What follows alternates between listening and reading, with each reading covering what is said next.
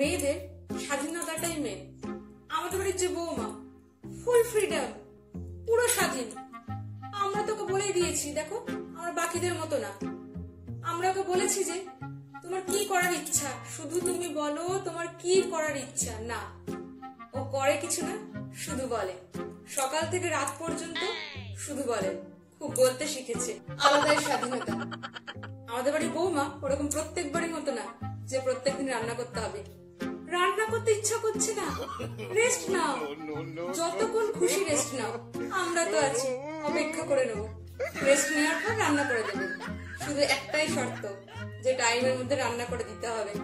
বাকিদের মতো নয় যে বেশি বাপের বাড়ি যেতে দেবে না, বেশি দিন থাকতে দেবে না। যাচ্ছ যাও, কতদিন থাকবে থাকো। আমরা ওরকম অভদ্র নই। আমরা ভদ্রভাবে বলে দিই যে ওখানে থাকছো, থাকো না, রান্না কি তোমার মা করে দেবে? এইরকম ভদ্রভাবে আমরা বলে দিই। চলে আসে। যা সব শুনছি আজকাল, যে মেয়েদের ওপর অত্যাচার, যে তোমাদের বাড়ি থেকে এটা আনেনি কেন, সেটা আনেনি কেন, এটা দেয়নি কেন।